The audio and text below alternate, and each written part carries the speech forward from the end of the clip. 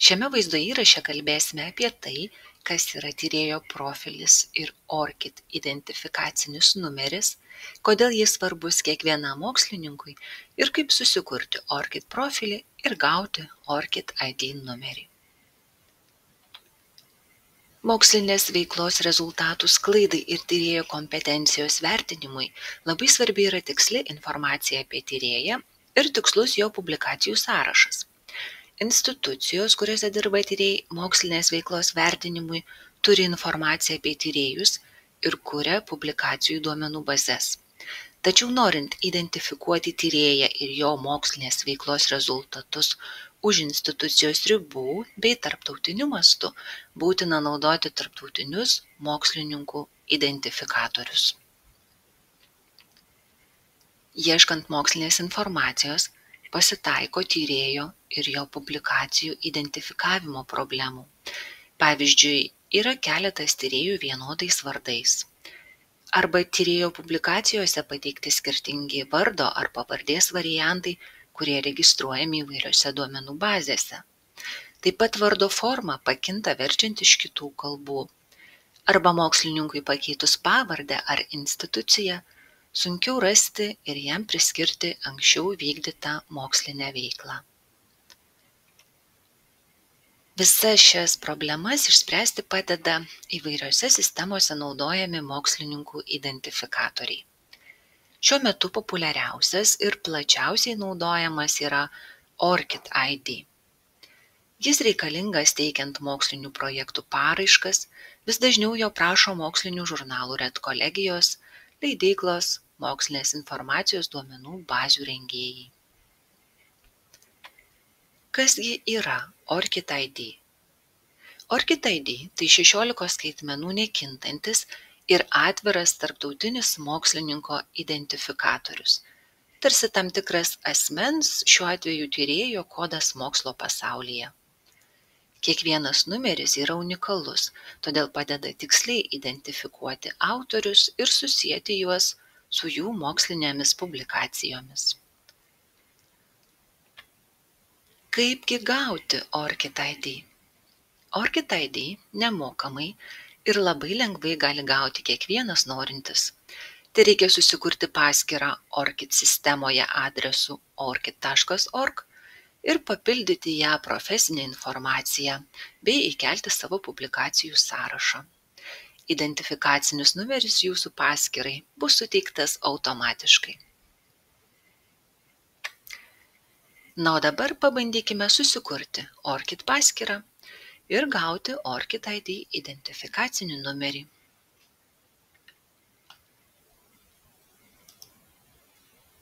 Pirmiausia, paieškos lange įveskime adresą orcid.org.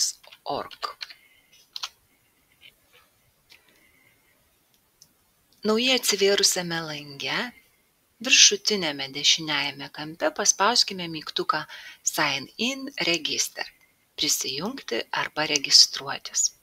Jeigu esate naujas vartotojas, dar kartelį spauskite Register now – registruotis dabar. Šiame žingsnyje reikia įvesti savo vardą ir pavardę. Taip pat elektroninio pašto adresą. Elektroninio pašto adresą reikia pakartoti.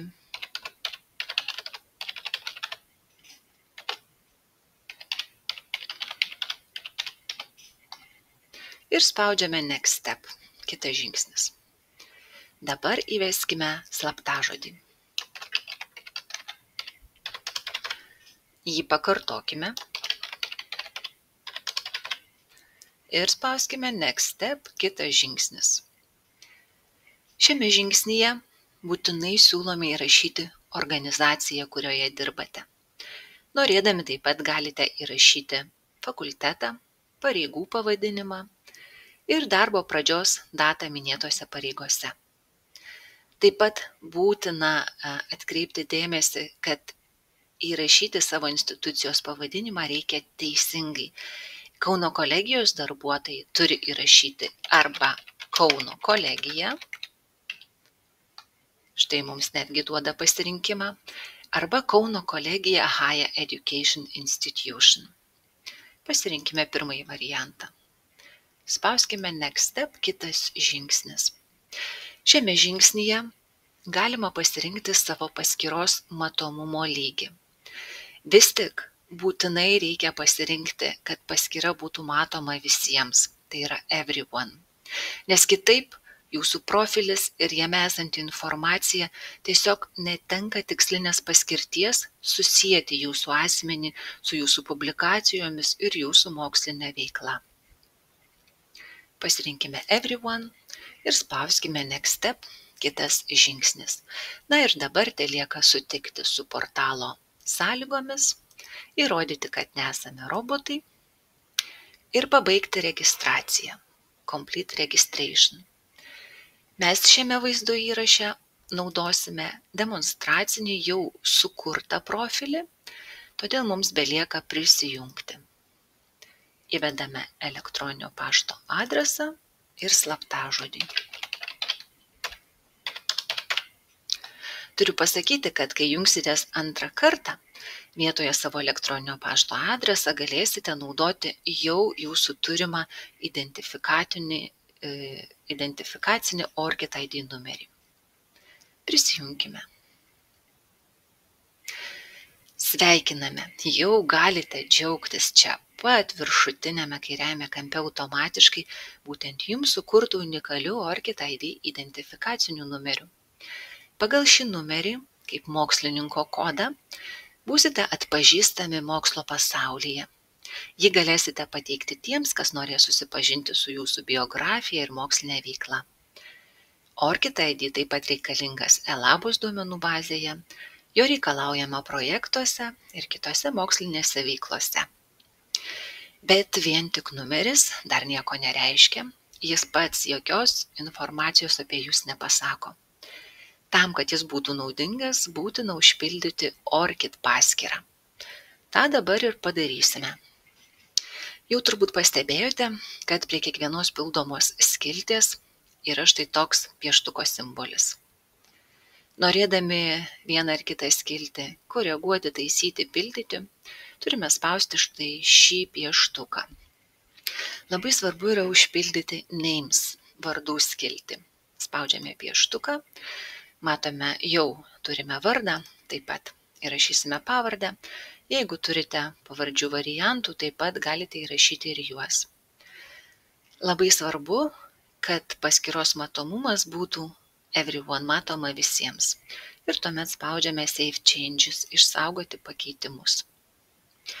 Analogiškai galime užpildyti biografijos skiltį. Spaudžiame pieštuką ir štai šiame langelyje įdedame savo CV ar kitokį aprašymą, taip pat nustatome matomumą ir spaudžiame Save Changes. Visos raudonos akelės turi pažaliuoti. Galima papildyti elektroninio pašto adresų skiltį. Spaudžiame pieštuką.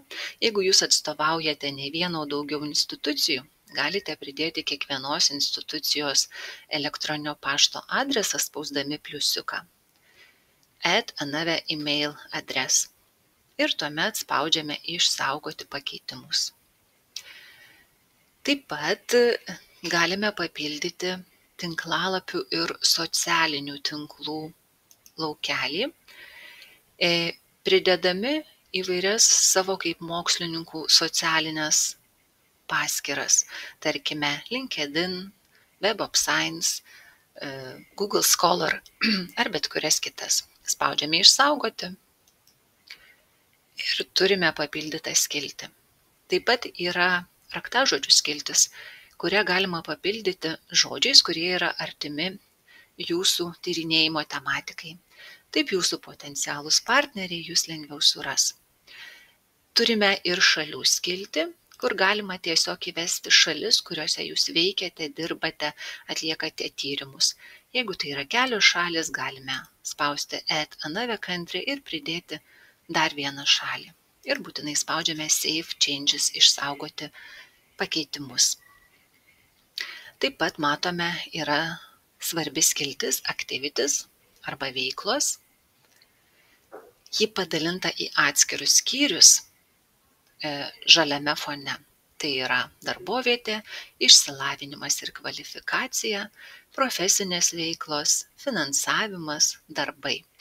Labai svarbu yra užpildyti darbovietės skiltį, spaudžiame pliusiuką Add ir įrašome atstovaujamą organizaciją Kauno kolegija, pasirenkame ir štai miesto, regiono, šalies skiltis užsipildo automatiškai. Taip pat galime užpildyti fakulteto, pareigų skiltį, darbo pradžios šiuose pareigose datą, pabaigos datą, jeigu jau nebedirbame šiuose pareigose. Taip galite užpildyti, kiek norite organizacijų, kuriuose kažkada dirbote arba dirbate dabar. Ir ORCID paskyroje bus matoma visa jūsų darbinė patirtis. Ir labai svarbu vėlgi padaryti, kad šis skiltis būtų matoma visiems. Analogiškai galite užpildyti išsilavinimo ir kvalifikacijos skiltį, profesinės patirtis, finansavimą, bet svarbiausia yra užpildyti darbų skiltį. Čia pateikiame savo tyrimų rezultatus, publikacijas, duomenų rinkinius, konferencijų pranešimus ir kitus mokslo darbus. Šis skiltis parodo, kokį kelią mokslo pasaulyje nuėjo kiekvienas tyrėjas, todėl labai svarbu atsakingai ją užpildyti pirmą kartą ir nuolat papildyti, kai tik atsiranda nauja publikacija. Spaudžiame pliusiuką ir štai atsiveria būdai, kuriais galime perkelti savo publikacijas į ORCID paskyrą. Spauskime mygtuką Search and Link. Atsiveria duomenų bazių sąrašas. Pasižiūrime ir jeigu matome, kad kažkurioje duomenų bazėje turime publikacijų, spaudžiame ant jos ir prisijungę perkeliame savo publikacijas į ORCID paskyrą. Dar vienas būdas yra Add DOI. Atsiversiame langelyje, įvedame savo publikacijos DOI numerį ir tokiu būdu tą publikaciją perkeliame į ORCID paskyrą. Šis būdas patogus tuomet, kai norime perkelti pavienės publikacijas, kurios turi DOI numerius. Jeigu turite publikacijų PubMed duomenų bazėje, jums tiks mygtukas Add PubMed ID. Atsiversime lange tiesiog įveskite identifikacinį numerį ir perkelsite savo publikaciją į ORCID ID paskyrą. Dar vienas būdas yra Add Manually, tai yra pridėti rankiniu būdu. Štai atsiveria gana didelė lentelė, kurioje turite tiksliai ir atidžiai užpildyti kiekvieną lauką, pradedant savo darbo tipu, pavadinimu, paantrašte, datomis ir įvairia kita informacija. Ir žinoma, labai svarbu nurodyti, kad matomumas būtų everyone, tai yra matoma visiems. Paspaudžiame Save Changes. Šis būdas yra patogus, norint perkelti pavienės publikacijas, kurios neturi DOI numerio. Na ir patogiausias būdas, norint perkelti visą publikacijų sąrašą iš karto, yra Add BibTeX. Paspaudžiame mygtuką ir štai mums atsiveria lentelė, kurioje galime pasirinkti BibTeX failą. Žinoma, norėdami pasirinkti BibTeX failą, pirmiausia, jį turime turėti. O BibTeX failą galima susikurti savo atstovaujamos institucijos virtualioje bibliotekoje. O jeigu atstovaujate ne vieno kelias institucijas, tą galite padaryti ELABOS duomenų bazėje, kur yra saugomos visos jūsų įvairioms institucijoms priskirtos publikacijos vienoje vietoje. Taigi pabandykime šį antrąjį būdą. Paieškos langelyje įveskime adresą lvb.lt. Štai atsiveria langelis, kuriame įrašykime savo vardą ir pavardę. Pasirinkime paiešką Lietuvos akademinių institucijų mokslo meno publikacijos. Ir štai ekrane atsiveria publikacijų sąrašas. Jį turime atidžiai peržiūrėti, ar tikrai visos publikacijos yra mūsų. Štai mano atveju šiame sąraše yra ir mano bendra pavardės publikacija. tik ji yra visiškai iš kitos srities, iš sveikatos mokslų. Tai ši publikacija mano sąrašui netinkama ir aš jos nesirinksiu. Taigi, jeigu jums visos publikacijos yra tinkamos, spaudžiame kvadratėlį kairiajame viršutinėme kampe, taip pažymime 10 ekrane rodomų publikacijų. Jeigu norite visų sąraše esančių publikacijų ir visos jums tinka, spauskite štai šį oranžinėme fone esantį mygtuką. Paspaudžiame ir taip pasirenkame visas, šiuo atveju 29 publikacijas. Aš jų visų nesirinksiu, nes atsirinksiu tik tas, kurios tinka paspausdama varnelę prie kiekvienos iš jų. Tuomet spaudžiame 3 taškelius viršutinėme dešiniajame kampe. Pasirenkame ikonėlę eBibTeX ir spaudžiame atsivėrusi žaliame fone esantį mygtuką atsisiųsti. Ir štai į mūsų kompiuterį atkeliauja BibTeX failas, štai kaip jis atrodo. Jį išsisaugome, spausdami failas, įrašyti kaip, pasirenkame darbalaukius ir įrašyti. Dabar turėsime šį failą savo ekrane. Kai jį išsisaugojome, grįžtame į ORCID paskyrą, prie darbų Works skilties, spaudžiame pliusiuką Add ir pasirenkame Add BibTeX. Iškrito mygtukas Choose BibTeX file to import, importuoti BibTeX failą, spaudžiame jį ir pasirenkame savo kompiuterio ekraną, desktop, darbalaukį ir pasirenkame savo parsisiųstą BibTeX failą. Štai mūsų sąrašas atsiveria ekrane, dar kartą jį visą peržiūrime.